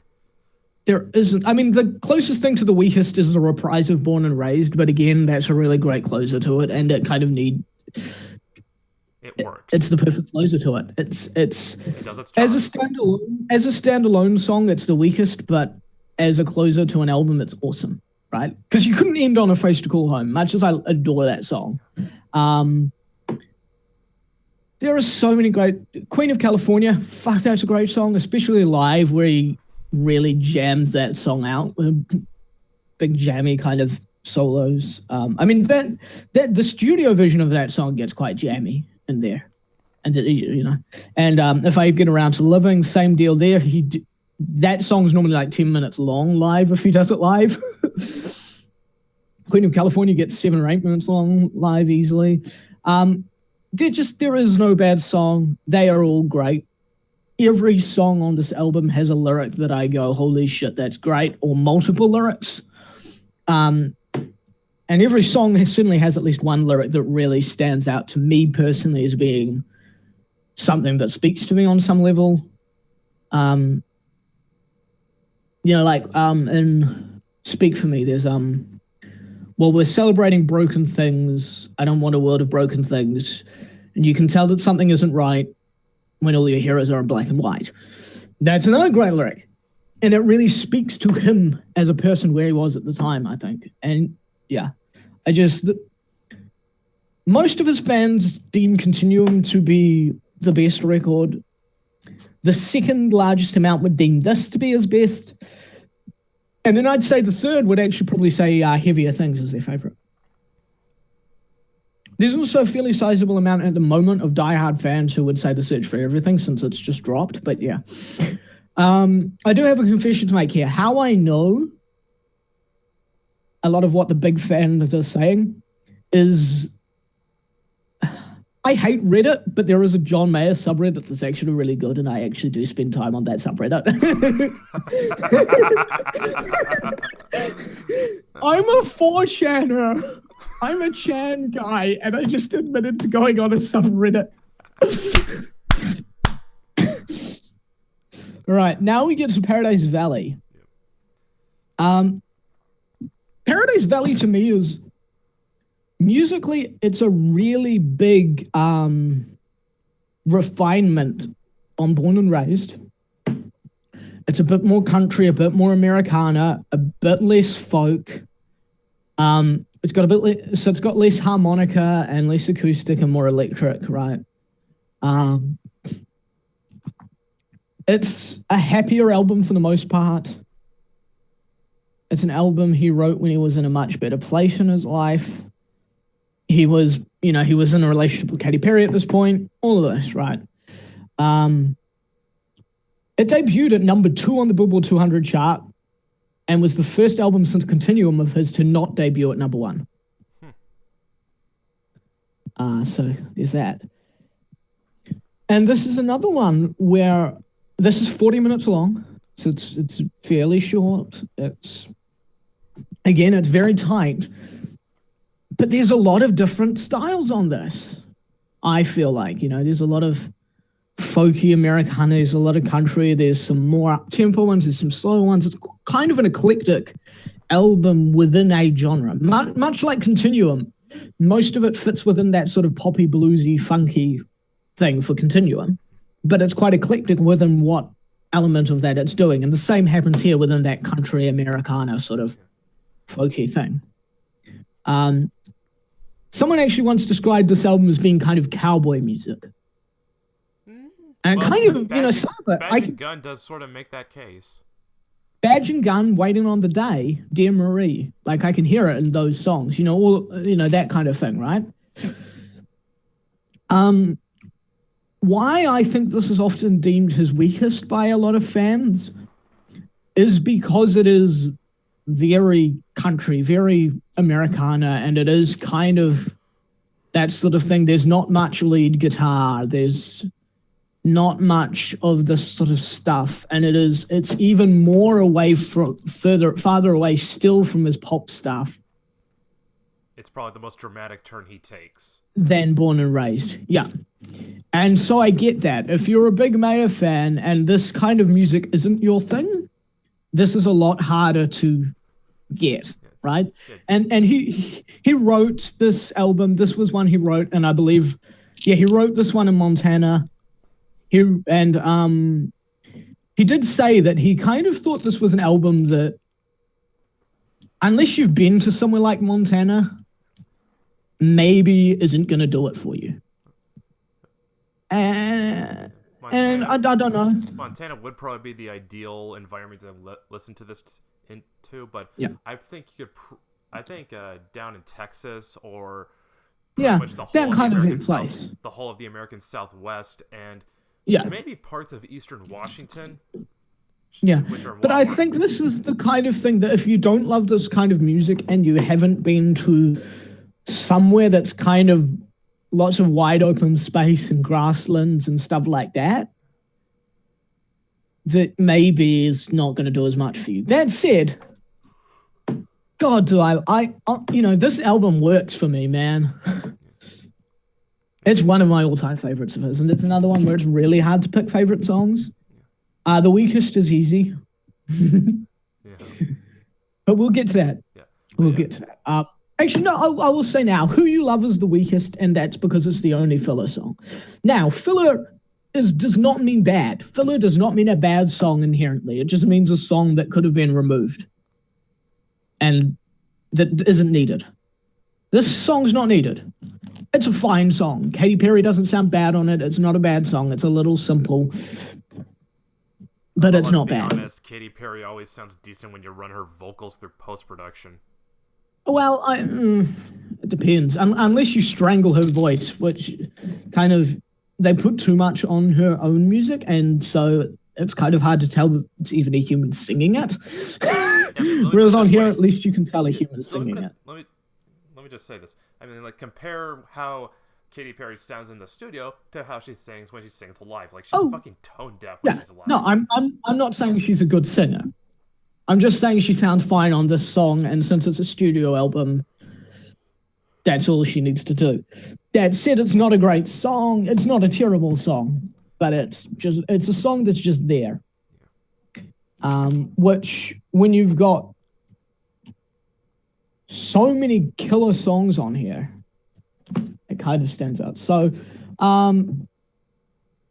yeah, it's a great, man. This is another one where he gets very introspective on this album again.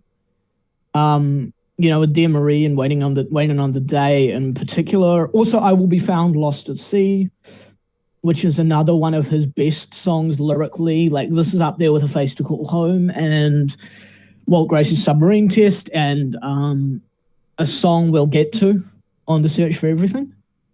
Or two songs we'll get to on The Search for Everything, actually.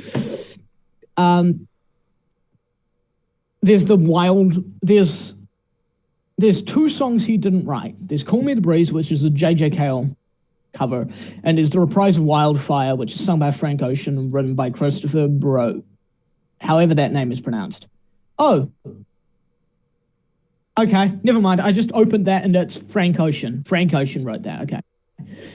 That's not bad. That's short. I wouldn't call it filler because it is quite a nice mood piece. It fits quite nicely in there. It's just, as a whole, I don't think it's quite as strong as Born and Raised. But I really love the mood and the feel and the kind of aesthetic of this album. And its strongest songs are amongst his best, I think. But yeah, what do you think of this one? It's definitely an extension of the Born and Raised sound, but it goes a lot more country. And I would also say southern rock. Like, I can definitely hear some Lynyrd Skynyrd influence on it. Yeah, well, I mean, he did cover Call Me the Breeze, which they also covered, and some of that influence is kind of in there. There's a cool little guitar bit in Call Me the Breeze that's kind of a little Skynyrdy by way of various other people, but yeah. Best song? Throw a dart. There, just pick one. Yeah, again, this is another one. For me, it's Dear Marie, Waiting on the Day, I Will Be Found. So I was going to go, this is easier for Born and Raised, but then I went, but also, Until Someone Lets You Down and Badge and Gun. And then I go, oh, fuck, I've just listed nearly half the fucking track listing again.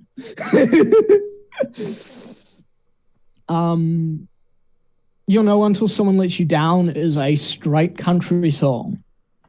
Pedal steel and everything, and I love it. Paper Doll is a song that most people, he's never confirmed this, but it's widely kind of believed that this was his response to Taylor Swift when she wrote Dear John. It's a really good song. It's a song a lot of fans don't think is particularly good, but I think it's a really good song. I just wanted to defend that song, right? But Dear Marie actually is a sign of, and Dear Marie is a sign of how he can take an annoying trend, that kind of thing that is everywhere in shitty pop music, and do it well. Because it ends with something like that. And you know what? I like that kind of thing, that kind of repeating vocal refrain that's wordless when it's good. The problem is it's rarely done well, and it's done very well in that song. And another interesting thing with this album is, now, I don't know if you picked up on this. Not being a musician, you might not have. Partly because he goes more country still, and I think partly because of the vocal surgery, so his voice wasn't in the world's best shape. His songs sit lower here, so he's singing lower in all these songs than he had previously. And that's pretty cool. Dear Marie, for example, sits quite a lot lower than anything sort of previous to Born and Raised, certainly, and even anything on Born and Raised does, in terms of where he's singing. Dear Marie, tell me who I was. Oh, fuck, I lost the melody. Dear Marie, tell me who it was I used to be. That's quite low as compared to, me and all my friends were all misunderstood, which is quite high. But yeah. I can kind of see that. I mean, I remember Glenn Danzig sort of having issues with his vocals for a while, but that was more due to him touring nonstop and just wearing his voice out. Yeah. Again, this is one of those albums that kind of got sort of middling-ish. I don't know. You know how there are some albums that come out and everyone's kind of like, this is like a 3.5, or a 4, that kind of thing. This is the sort of ratings that this album got, and I think it deserves much higher. Right? Like, I really do. God, I love this album, man. Yeah, I mean, I love this album. Yeah, I could I could easily see myself listen to this immediately right after Born and Raised and come away satisfied. In fact, I would say you probably should listen to Born and Raised and Paradise Valley back to back, because the two together, probably not Honestly, intentional. yeah, man. I don't. No. Likely not intentional on John's part, but the two together really form a very complete narrative. Yeah, you've got him when he's miserable, when he's kind of lost and unhappy, and then him a couple of years, 2 years later. Born and Raised came out in 2012, but the songs were all written in 2011. So you've got him a bit later when he's happier, he's more content. But he is still kind of, some of that melancholy's there, and he's still kind of looking back on the past. In particular with, Dear Marie, which is a particularly big example of that, where it's a song, he's looking back to a girl he dated in high school. There's a particular poignant lyric in that I think is one of his best, that is, I got my dream, but you got yourself a family. He's looking at what he missed out on. Yeah, and that's where he is in this album, is he's in a happy place, mostly. He's achieved his life, but he is kind of wondering, what did I miss out on? Yeah, what did I give up by pursuing this? Yeah. And it's I don't know, it's a beautiful song, and it's a beautiful album. And Dear Marie, the way he's been playing it live on this latest tour is even better. Like, he plays it slightly slower than it is on the album, so it gives it just a bit more room to breathe. And it's really beautiful. And Waiting on the Day, again, kind of continues with that theme. God, these songs are great. And the cowboy music thing, like Badge and Gun and I Will Be Lost and Waiting on the Day, are the kind of songs that I could imagine hearing in like a modern Western kind of thing, if that makes sense. I easily could see that too. Like, maybe you could probably put this to the trailer for a Western. Yeah. And now we get to The Search for Everything, which I will start by talking about how this album has been released. So what happened was, this was released in the EPs, 4-song EPs, as waves that led into this album. There were 2, and what he had talked about doing it every month until he went on tour, and then put the album out, and then continuing, right? An album for this first leg of his tour. What happened was, he put out 2 waves, there was a break, and then he put the album out. And it was 12 songs, and he'd been saying there are too many songs for it to go out on one, and he was saying there were 14, and now it's 12. And he cleared it up in an Instagram Live, and he said, look, I wanted to do it wave album. The label were like, dude, put a fucking album out. Put a full album out now. So he compromised, skipped a month, put it out. And then he said, there are more waves coming. So there's more music from John Mayer coming out this year. And the first wave had, now you listen to The Search for Everything as a whole album. Yes, I did. I listened to it wave album. The first wave was Moving On and Getting Over, Changing, Love on the Weekend, and You're Gonna Live Forever in Me. Second wave had Still Feel Like Your Man, Emoji of a Wave, which, by the way, God, that title is dumb, but fuck, it's a good song. Helpless and Roll It On Home. And then now we have To Search for Everything, the whole thing. And I want to say something first. This review, this album is mostly getting reviews of B's, B minuses, 3, 3.5, the odd 4, or lower. And a lot of them are going, I was talking about that interview, and it's clearly a lot of them are written by people who made up their minds they were going to hate him.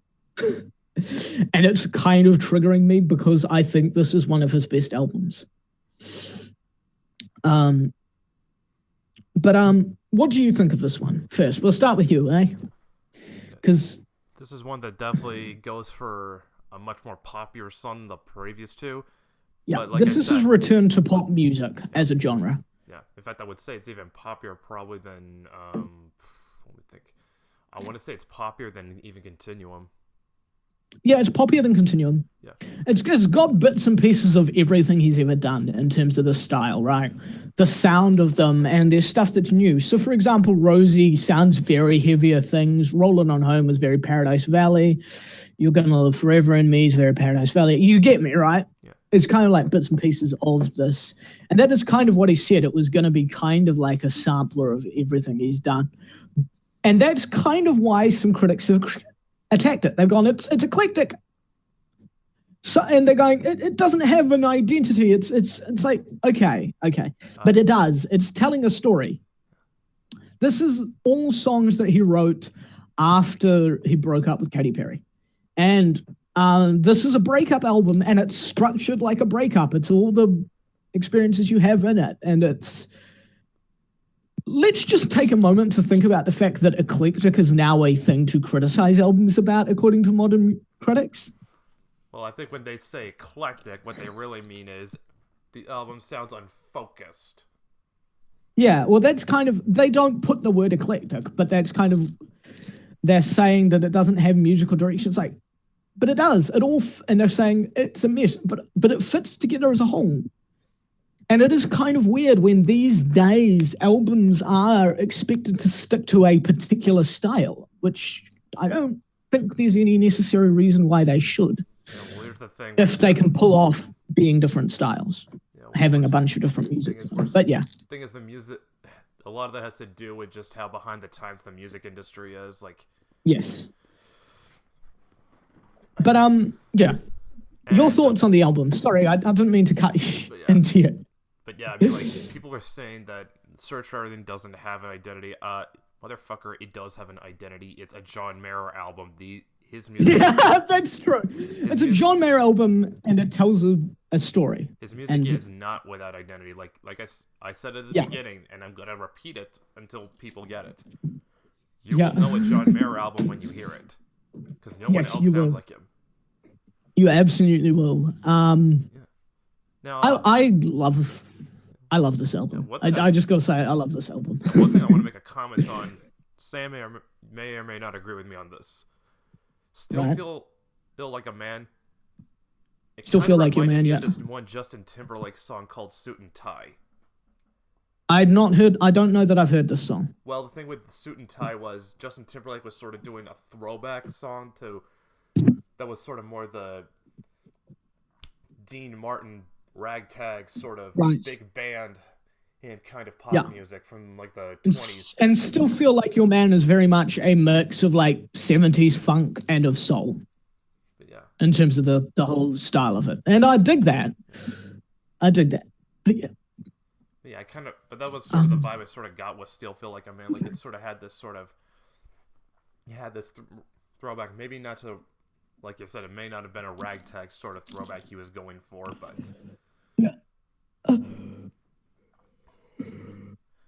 I mean, like, what does it say about the state of pop music when the best songs we get are stuff that's throwbacks to older shit? I don't know, man, but yeah.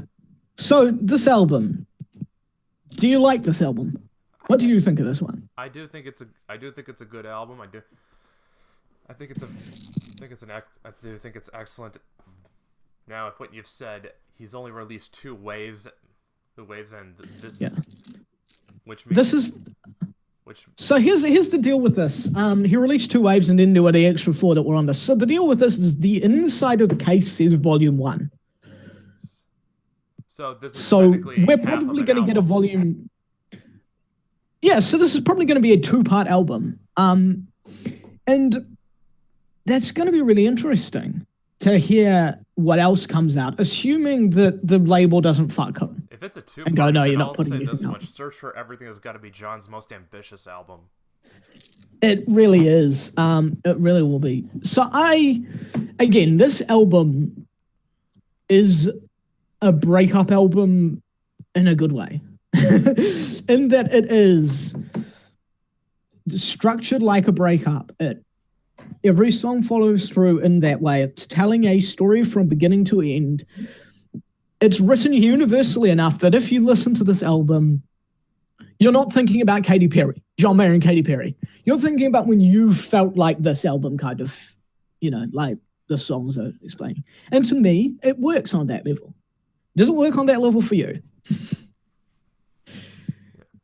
On the universal level, rather than just one guy writing about his experiences and you immediately think of, oh, this is that experience he had. Yeah. All right. Best song, I'm going to say Helpless. Honestly, Helpless is killer. Helpless is 70, is some girls era Rolling Stone meets 90s Clapton, right? And it's killer. I can't pick. So Emoji of a Wave is a highlight for me. Again, the title's dumb, but I think he was trying to find a way to do the emoji wave as a title, but he couldn't. The cool thing about Emoji of a Wave is it's basically the Beach Boys meets Cat Stevens and Al Jardine does backing vocals on it. Wow. So he had an actual Beach Boys on a Beach Boys thing.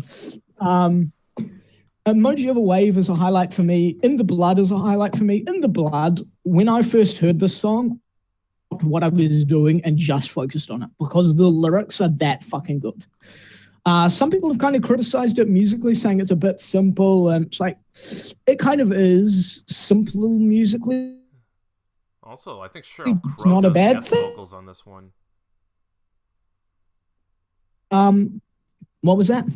I said Sheryl Crow does guest vocals in The Yep. Blood. Sheryl Crow does a very good job with backing vocals on that. I was about to ask if you recognized who did it. But that song, when I heard it, I went, because I'd been listening to The Waves, and there's an honesty on those that is, but I heard this, and I went, and I just realized, oh, I'm listening to a big name guy who is has had massive pop hits, who has written a song this honest and personal and raw. Because the song In the Blood, for those who haven't heard it, this song is about wondering whether you can be the person you want to be, whether it's actually possible for you to become who you want to be and what you want to be. And it's very, I don't know, it really hits. So that's a highlight for me. Never on the Day You Leave is another highlight for me. Great lyrics. That song gets me a bit choked up. Great melody. Love Rollin' On Home. I really love that country side of his. But the real best song on it, in my opinion, the best song he's ever written, certainly the best lyrically, You're Gonna Live Forever in Me. That song is, God, that song is incredible. But again, there is, I don't think, a bad song on here. If I had to pick a weakest, I'd probably go with the theme from The Search for Everything, just because it's an instrumental that's like just under 2 minutes long. It's very good, but it doesn't have enough time to make a ton of an impression, as much of an impression as it could do. It's more or less supposed to function as more of an interlude, though. Yeah, it is, and it's quite strong. Again, I like it. Rosie would probably be the other one that I don't like as much, but I do like it. I love every song on this album, man. Yeah, so let's rank them, eh? Let's rank his 7 solo studio albums. You go first. Okay, Born and Raised, Paradise Valley. No, I was going to go bottom to top. But okay. Yeah. And give a quick explanation as to why, Okay, like I said, Born and Raised, this is probably him. I probably should have thought of that in the first place. I don't know why I did.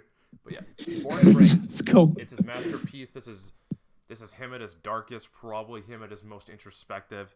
But yeah, this is a man. Well, other than The Search for Everything, doesn't The Search for Everything represent him at his most introspective and kind of unhappy? This is a man who is emotionally at his lowest, and but he is desperately trying to look for a way out. Yeah. And it's beautiful. It's incredible.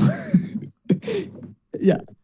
Paradise Valley, which I believe functions as pretty much the sequel to Born and Raised. Yeah, in a way it does. An unofficial sort of sequel kind of thing, yeah. It really does. It pretty much functions as the sequel because now you can see that John's gotten a lot more stable. He's starting to he's starting to find himself. He's not quite there yet. Be interesting if be kind of interesting to see if John can record an album where he's looking back and where he kind of looks back on everything he's gone through, but he's at a very stable place in his life and he's more content, he's more happy. And he says, I've had he'll probably record like one of those songs where he's going, I've had a long, hard road getting here, but I'm glad I finally got here. That kind of thing. Yeah, those experiences taught me so much, and I'm glad I'm the man I am today, or something to that effect. Mm-hmm. Who knows? Which I feel like this is where we're getting with him as a person, because he's matured a lot since 2010, and you kind of hear that in the music where it comes through with that, and it does come through that it's not been easy getting there. And again, In the Blood is kind of like that for The Search for Everything. You get that there where he's kind of looking back on his past and all of that. And I do feel like that's where we're going to get an album like that sometime from him, I think. Yeah. It's kind of, he's finally stable. He's really happy because he is. And at this stage, he is quite happy and stable, and he's dealt with everything. And so I do think that's what we'll get from him in a few years' time, probably. Yeah. It'll be interesting. You're right. Following after Paradise Valley, Search for Everything thing. Yeah. Which also, like I said, kind of, did not say this, but now I am going to say this. Yeah. You meant to say it. Yeah. It continues on this arc that John's been on since it's Born and Raised. Yeah. And I'm curious to see where it goes. And like I said, I think this, if we're correct about this album should get points alone for its ambition. Yeah. Yeah. But even if there isn't a volume 2, it's still a killer album. Yep. Right. Okay. So after the Search for so after that, that's your top 3, and then after that I would go with Continuum. Okay. And then Continuum because this is where John's sound finally clicked. I would say this is where he completely refined what the John Mayer sound is. Yeah, you're right about that. Yeah, that side of him certainly. Yeah. And then after Continuum is Heavier Things, which is John. Which is John starting to show that he can be a lot more consistent. It's a bit more work in progress, but like it's a bit rougher as compared to Continuum. But you can see that he's starting to find that sound. Yeah. Then after Heavier Things is Battle Studies, which I would say is which is odd because this is him after like he's finally refined his sound, but I guess this is also him sort of. I don't want to say he's phoning it in because John doesn't strike me as a guy who ever. No, he's not phoning it in, but he moves a bit. He moves more in the pop direction instead of more in the bluesy direction. Which, if he'd moved more in the bluesy direction, I think it would have created a slightly stronger album. Oh, by the way, the weakest thing from Battle Studies, I didn't mention. I don't like that Crossroads cover. All right. But yeah. And then, so bottom would be Room for Squares for you, right? Yeah, it's the most. It's not bad. It's the most inconsistent. It's the roughest because, what can you expect from a guy's first record? Yeah. So I'm gonna go from least to most, and I'm just gonna say, any diehard John Mayer fans listening to this, don't kill us for not putting Continuum right at the top because it's not right at the top of mine either. But my least, I would go with Room for Squares as the weakest. Again, it's a solid album, but it's kind of it's fine. Yeah, Battle Studies because again, I think it's a little. I don't know, it blends together a bit much for me. And this is where I'm going to get into shit. Everything from here is in his top tier material. But I would then put Continuum.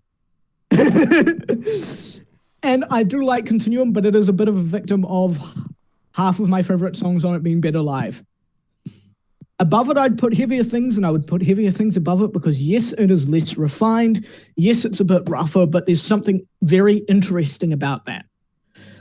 It's a guy who's very close to finding his full sound, who's made a great, or fully refining that pop side of him there, right? And the blues creeps in, all that, and it's a really interesting album for that reason. It's got killer songs. I like the songs a bit more in a lot of ways than Continual. It's just a really interesting album to listen to. And then and then guess what? My top 3 is the same as yours. The Search for Everything, number 3. It's a killer album. It is, the way it tells a story from beginning to end, has bits and pieces of all of his styles.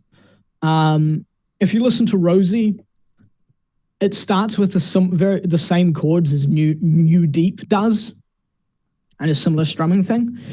And then it's got that auto-wah effect like is on I'm blanking on I Don't Trust Myself with Loving You. And it's a mix of all of his stuff. It's lyrically very mature. It's written very universally, so that it doesn't just make you think of him and Katy Perry. It makes you think of the universal emotions there. There's not a bad song on it. Some people have criticized and said that it repeats choruses a bit much. I don't think so. That's something I'm very critical of when people do that. I don't think so. Some people have said a few of the songs, like In the Blood, are a bit too simple musically.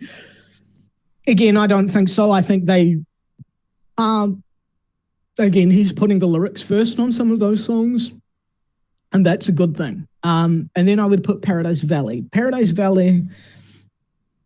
Honestly, Paradise Valley, of all his records, this one has my favorite sound. This is my favorite, but the songs aren't quite as strong as Born and Raised. They're excellent, and some of them sure as shit are as good as Born and Raised, but it's not quite as consistently great. But I do love, in terms of just the refinement of that sound, this is probably my favorite sound of his. And then Born and Raised, it's his fucking masterpiece. It is mature. It is the album of a man who is lost, who is trying to find himself, but who has perspective, and who is maturing and being forced kind of to mature at quite a quick rate. And he's feeling lost by that.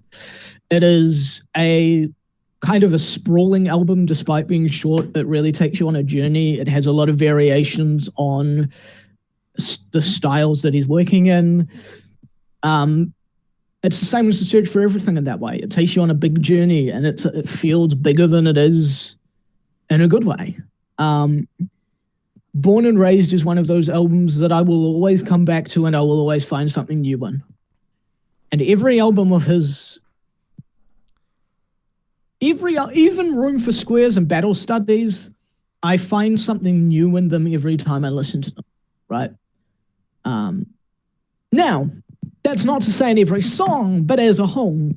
And that's what makes Mayer so great, is as a lyricist, he writes in this very universal, broad way about personal stuff that, without losing the personal element, but in a way that makes it relatable. He writes very intelligently. He writes intelligent songs musically. He puts a lot of thought into it. And that is why, if his music clicks with you, it often brings this sort of almost fanatical fandom, right? Because he has a way of writing stuff that people can relate to. And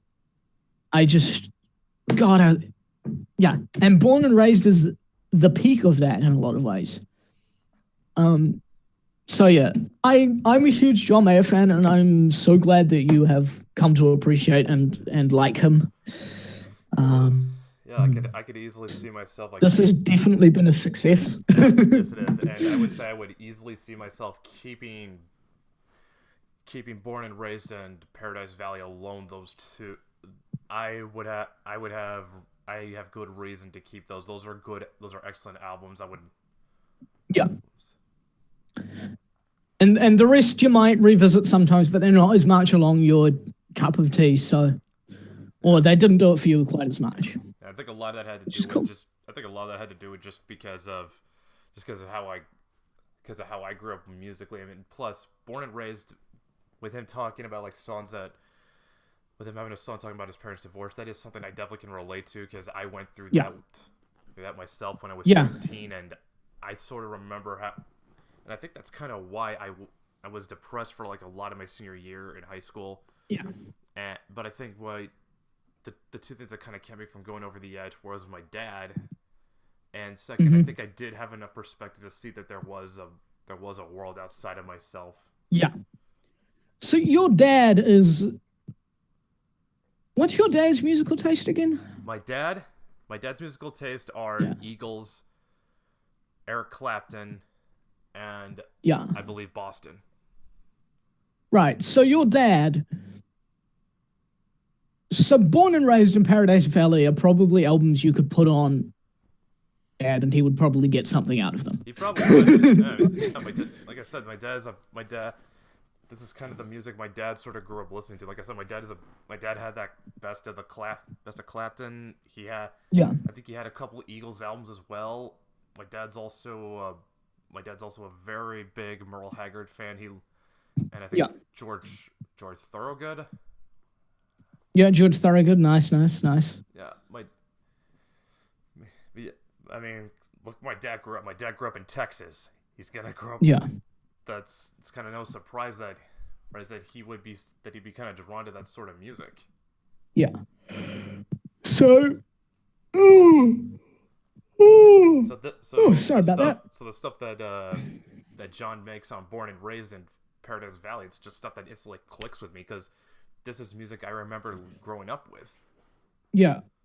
So your mission, should you choose to accept it from now on, is to actually, there are two things I would suggest to do. One, try and get your dad to listen to with your dad, those two albums. And two, at some point, check out Try and Where the Light Is at some point. Because those are some pretty cool, those show more of John Mayer, the guitar hero, than any of his studio albums do. And those are those are worth checking out sometime. Probably. But, although even better, again, he's even better live these days. But I can, if you're interested in hearing his style these days live from guitar, if you check out those stuff and want to hear more, I can link you some tapes from his current tour where he's awesome and killing it. But yeah. At some point, I'm not saying do this now because you've just gone through a fuck ton of him. You're gonna need a break before. That's the thing with this is you've done 7 albums in like a week. They're short albums, but that is a lot of music from one artist to kind of absorb in one go. And I'm just saying at some point those Where the Light Is and Try are well worth checking out at some point. But yeah. So I guess that's kind of it for this episode. Oh, we should talk about what we're doing next week. Yes. Where we're doing because it has originally we're doing an episode on we were gonna do Ghost in the Shell. Yeah, that's what we were the comparison on. But I had not been able to see it, and it's now out of theaters. Yeah, the stars kind of aligned against us this time, so we're just gonna. So we will do that once it's gonna release here on DVD and Blu-ray. Or knowing Netflix, they'll probably scoop it up too. Yeah, I mean, once it's available. Once it's available to see, for me. Once I can see it legally. And then, but so instead what we're doing is because it was last week, no, was it this week or beginning of this week. Sorry, earlier this week was the 30th anniversary of The Simpsons.